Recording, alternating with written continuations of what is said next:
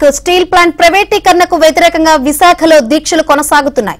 GVMC Gandhi విగ్రహం వద్ద జరుగుతున్న దీక్షలకు నేటికి 3 ఏళ్లు పూర్తయింది. మరోవైపు కూర్మన్నపాలెం స్టీల్ ప్లాంట్ ఆర్చ్ సమీపంలో దీక్ష శిబిరం వద్ద కూడా కార్మికులు దీక్షలు చేస్తూ తమ నిరసనను వ్యక్తం చేస్తున్నారు. 2 చోట్ల అఖిలపక్ష కార్మిక సంఘాల నేతలు దీక్షలు చేస్తూ కేంద్ర రాష్ట్ర ప్రభుత్వాలపై ఒత్తిడి పెంచుతున్నాయి. ఇప్పటికైనా స్టీల్ ప్లాంట్ ప్రైవేటీకరణ నిర్ణయాన్ని కేంద్రం ఉపసంహరించుకోవాలని కార్మిక సంఘాలు డిమాండ్ చేస్తున్నాయి. ఇక మరింత సమాచారాన్ని జీవీఎంసీ గాంధీ విగ్రహం నుంచి మా ప్రతినిధి రామకృష్ణ అందిస్తారు. రామకృష్ణ,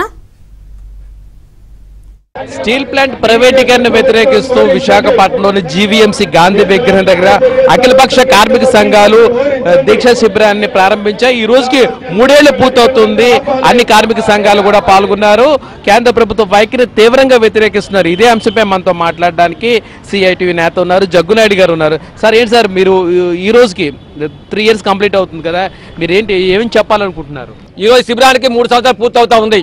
ఈ సందర్భంగా ఇంతవరకు ఇందులో భాగస్వాములు అవుతున్నటువంటి మొత్తం ప్రజానీకానికి మీ ద్వారా అభినందన తెలియజేస్తా ఉన్నాం. మోడీ ప్రభుత్వం ఇప్పటికైనా సరే మీ కుట్రలు ఆపి స్టీల్ ప్లాంట్ ని తక్షణమే సెయిల్లో విలీనం చేయాలి, సొంత గనులు కేటాయించాలి, వర్కింగ్ క్యాపిటల్ ఇవ్వాలి, నిర్వాసిత ఉద్యోగాలు ఇవ్వాలి. దీంతో పాటు ఖాళీగా ఉన్నటువంటి 5,000 పోస్టులు వెంటనే భర్తీ చేయమని మేము డిమాండ్ చేస్తున్నాం.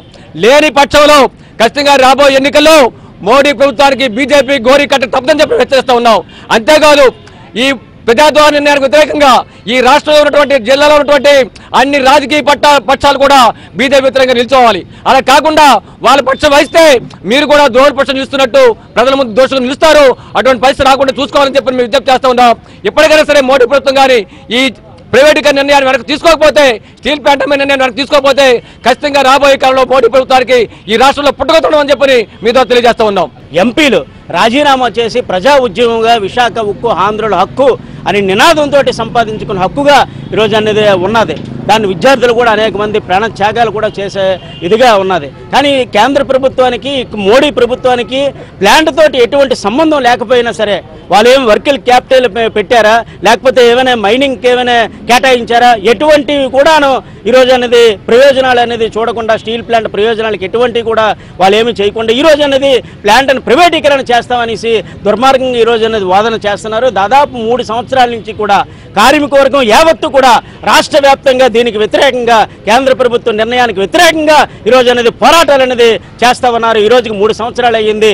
ఎన్న కాలమైనా సరే ప్రైవేటీకరణ నిలుపుదల చేసే వరకు కూడా ఈ పోరాటం అనేది కొనసాగుతుందని సందర్భంగా తెలియజేస్తా ఉన్నాం. ఎలాగైతే ప్రైవేటీకరణ చేయడానికి బాధ్యురాలైందో రాష్ట్రంలో ఉండే అధికార పార్టీ, ప్రతిపక్ష పార్టీ 2 పార్టీలు కూడా బీజేపీతో అంటకాగుతూ బీజేపీని పల్లెత్త మాట అనకుండా ఆంధ్ర రాష్ట్రానికి తీవ్ర ద్రోహం చేస్తున్నాయి. వైసీపీ ప్రభుత్వం అధికారంలో ఉండి అఖిలపక్ష పార్టీలన్నింటినీ కూడా ఢిల్లీ తీసుకుని వెళ్ళి ప్రధానమంత్రి మోడీ తోటి ప్రకటన చేయించాలని చెప్పి ఒత్తిడి చేస్తే అఖిలపక్ష పార్టీలు ఒక్కరోజు కూడా ఢిల్లీ తీసుకెళ్లడం కోసం వైఎస్ జగన్మోహన్ రెడ్డి ప్రభుత్వం ప్రయత్నం చేయలేదు. స్టీల్ ప్లాంట్ ప్రైవేటీకరణ కావడంలోని రాష్ట్ర ప్రభుత్వం పాత్ర ఉంది. జగన్మోహన్ రెడ్డి కారణంగానే స్టీల్ ప్లాంట్ ప్రైవేటీకరణ అవుతుందని కార్మిక సంఘాలు అందరూ అంటున్నారు. వీడియో జర్నలిస్ట్ విజయ్తో రామకృష్ణ, ఏబీ రాజ్యోతి.